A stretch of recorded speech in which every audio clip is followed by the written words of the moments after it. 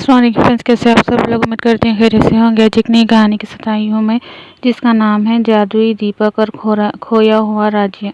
बहुत समय पहले ऊंचे पहाड़ों और घने जंगलों के बीच सूर्य महल नाम का एक सुंदर राज्य हुआ करता था। वहाँ के लोग खुश रहते थे और पूरा राज्य सोने जैसी चमक से जगमगाता था। लेकिन एक दिन एक दुष्ट जादूगर ने राज्य पर काला जादू कर दिया। अचानक पूरा सूर्य महल घने कोहरे में गायब हो गया। लोग कहते थे कि अब वे राज्य केवल एक जादुई दीपक की रोशनी से ही वापस आ सकता है। सालों बीत गए। एक छोटे से गांव में आयरा नाम की बहादुर और दयालु लड़की रहती थी। उसे पुरानी कहानियां सुनना बहुत पसंद था।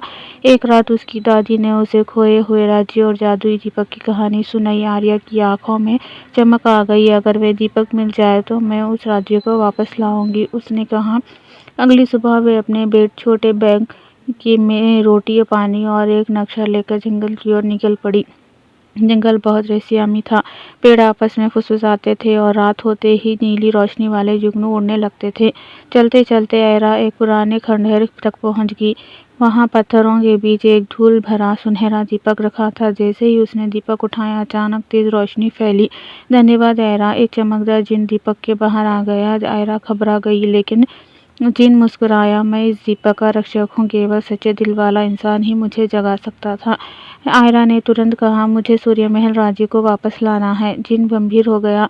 राज्य को बचाने के लिए तुम्हें 3 जादुई रत्न ढूंढने होंगे, साहस का रत्न, दया और रत्न और सच्चाई का रत्न।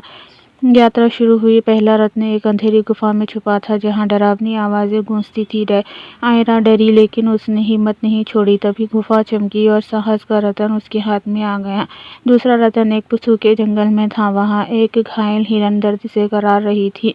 आयरा ने अपनी पानी की बोतल उसे पिला दी। उसी क्षण में पेड़ों की हरियाली लौट आई और दया का रत्न प्रकट हो गया। अब बचा था आखिरी रत्न। एक ऊंचे पहाड़ पर पहुंचकर आयरा ने देखा कि दुष्ट जादूगर उसका इंतजार कर रहा है। तुम कभी राज्य को वापस नहीं ला पाओगी, जादूगर चिल्लाया। उसने झूठे सपनों और डर का जाल बिछा दिया। लेकिन आयरा ने सच्चाई का साथ नहीं छोड़ा। उसने कहा, असली ताकत अच्छाई में होती है, डर में नहीं। तभी आसमान चमक उठा और तीसरा रत्न उसके सामने आ गया। तीनों रत्नों को दीपक में रखते ही एक सुनहरी रोशनी पूरे आकाश में फैल गई।